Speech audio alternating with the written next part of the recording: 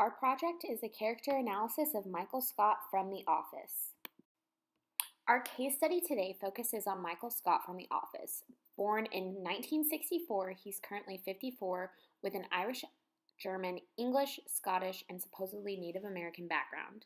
The regional manager of Dunder Mifflin Paper Distribution Company, he started as a salesman and shot up in the ranks after his sales skills impressed the higher authorities. Michael Scott is an incredibly amicable man. He treats his employees as his friends and has even entered sales originally because he loved to make friends. Other than the office, he doesn't have many relations outside of it. Michael Scott's childhood has been described as lonely and secluded. His family background is complicated, regarding subjects like estranged half-siblings and negative relations between him and his stepfather. The presenting problem is that Michael Scott was referred by his supervisors and an HR representative, as well as his ex-girlfriend and former boss, Jane Levinson. Human Resources Representative Toby Flenderson describes a consistent pattern of interpersonal conflicts with every employee in the office. Some of these employee complaints include a disregard for the emotions of others, excessive need for admiration which leads to selfish behavior, an inflated self-appraisal and sense of self-entitlement, and the inability to handle criticism and a fragile self-esteem. Although Mr. Scott does not have any friendships worth noting outside of the office, he has had numerous romantic relationships, all of which are largely superficial in nature and seem only to help Mr. Scott cope with his loneliness. The relationships lacked intimacy and passion, though Michael did seem to fall for every woman he was with.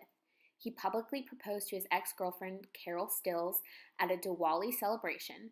This was only after a few dates and seemed only to help boost his self-esteem and fill his desire to be the center of attention.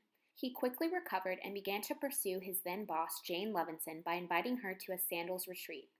After her termination from corporate, Miss Levinson moved in to Michael's condo and many problems arose, including disagreements to have a child, finances, and domestic disturbances. Michael's infatuation with Ryan Howard is also worth noting. There is multiple complaints on file from Mr. Howard stating that Michael feels that there is a friendship or mentorship between the two of them that simply does not exist. Michael speaks highly of Ryan and even hired him back after he lost his job as VP of the company. Michael seems to view Ryan as both the ideal friend and a son. Again, Michael does have a half-sibling, but not much of their relationship is known, except that she cut him off from that side of the family after he lost her child in a forest. Once his nephew turned 15, Michael hired him in an effort to try to amend the relationship with his half-sister. The majority of the complaints reviewed involve Michael's insensitivity to his employees and his choice of humor. Employees state that all of his jokes are too inappropriate for the workplace. Michael is insensitive and has been reported making jokes on employees' weight, race, sexual orientation, and gender. Besides making jokes, Michael tries other ways to entertain the office. Both receptionists describe being fake fired just so Michael could get a laugh. Despite his constant joking, Mr. Scott does seem to strongly dislike one employee in the office, HR Rep Toby Flenderson. Though there are no complaints filed for Mr. Flenderson, the other employees speak of Michael being outrageously disrespectful toward him. Michael has ridiculed him for his divorce, physically ignored and inconvenienced him, and celebrated his absence. Michael thinks that Toby's main goal is to stop any fun to be had in the office. He has said that Toby is not part of the family. Outside of the workplace, Michael dated a married woman and showed no remorse. He only ended the relationship after his employees outwardly showed their disapproval. Mr. Scott's personality assessment results include a high score on grandiosity and attention-seeking traits that are consistent with employee complaints. Mr. Scott makes sure that he is the center of attention daily. He has created multiple alter egos to both entertain and educate his employees. He has also created an awards ceremony, the Dundies, for his own entertainment. Awards include Hottest in the Office and Spicy Curry. Michael has pushed his way into the personal lives of a few choice employees, mainly Jim and Pam Halpert, and he has reported searched employee emails for his own name. Michael believes he deserves the attention and admiration of his staff. He dressed as Jesus at an office Christmas party one year to one-up Phyllis, who was Santa that year. He embellishes his achievements and talents, most notably his comedy. The documentary film crew shared with us his above statement. Michael Scott was quoted saying, "Would I rather be feared or loved? Easy, both. I want people to be afraid of how much they love me." Despite scoring high grandiosity scores, Michael has an inability to handle criticism. Most conflicts end with Michael becoming very emotional, even crying on a couple of occasions. He has been known to become very upset when he is the subject of jokes, most notably after the roast of Michael Scott, which Michael himself had organized. During safety training day, a warehouse employee commented on how Michael's office job was not as dangerous as working in the warehouse. Michael became fixated on the comment and went to extremes to prove that his job did have its risks. Michael Scott appears to have narcissistic personality disorder, or NPD, as he meets the criteria for this. According to the DSM-5, in order to be diagnosed with NPD, one must meet certain criteria. Michael Scott shows impairment in self-functioning and his identity. He is quick to change his personality around those he deems as cool or interesting, such as when he tries to befriend Ryan Howard and talks about Ryan in order to inflate his own self. Also, Michael shows impairments in interpersonal functioning. Throughout the series, he has many failed relationships. He lacks intimacy since his relationships exist to boost his self-esteem. He often over-exaggerates his relationships with others. He may have been dating someone for a few days and believes that he is already in love with that person and will want to spend the rest of their lives with them. An example of this would be when he started dating his coworker Holly Flax. They had only been dating a few weeks, and when she transfers to another city, Michael is torn apart by her leaving and wants to follow her to her new job. He focuses the attention on himself rather than what's best for Holly in their young relationship. Michael also exhibits pathological personality traits of antagonism. A great example of his grandiosity and attention-seeking personality is when he promises to pay for college for an entire kindergarten class of underprivileged students if they graduate high school. He assumed he would be making it big, and throughout the years he ignored the fact that he had made this promise. He did it to feel important and to make a grand gesture, not out of care for the children, but for his own boost in self-esteem. He is not able to follow through on his promise. Michael Scott's personality remains unchanging throughout the entire series. He remains the boss at Dunder Mifflin for many years and never tries to get a better job, as he is comfortable in his position. He knows he has power over the individuals that work there. Having that role and control over people makes him feel better about himself. Michael is constantly turning most situations towards himself in order to gain all the attention from his employees. Whether that's saying a boat is sinking so people pay attention to his slideshow, throwing a fit when the annual Christmas party Santa role goes to Phyllis, or forcing Oscar to kiss him because he thinks all gay men are attracted to straight men. Michael Scott's impairments in personality functioning are not due to the use or abuse of substances or due to any other medical condition. Michael's personality certainly is not normal for his age or cultural environment. Everyone at Dunder Mifflin is constantly annoyed by his self-centered antics and strange ways of running the office.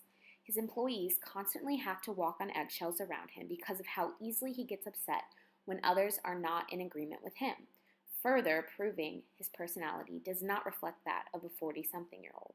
The treatment goal in the case of Michael Scott should be long-term. He would need to face his challenges one step at a time and would need to understand the concept of thinking about others before himself. In one instance, he quits his job because his boss does not show up on his birthday. However, when he quits, he wanted everyone else in the office to quit with him. He seems to be afraid of being alone, and that is one of the reasons why he forces his friendships onto others. He has to understand what causes his emotions to be this distorted. However, we believe that his narcissistic personality developed when he was a child when his mother married someone called Jeff. It seems that Jeff and his mom did not pay that much attention to Michael as a kid. He also states that his dog ran away once, and he was afraid to look for him because he thought he would find the dog playing with another kid. He does not take criticism well, and when someone criticizes him, he starts to act as a child. His treatment has to be more self-paced and would be a gradual process where he has to learn his own shortcomings and the reason why others avoid him. The recommended treatment site would be his office. He seems to be the most comfortable there because he wants to be close to his coworkers. It would be the ideal controlled environment with various activities to do involving his coworkers.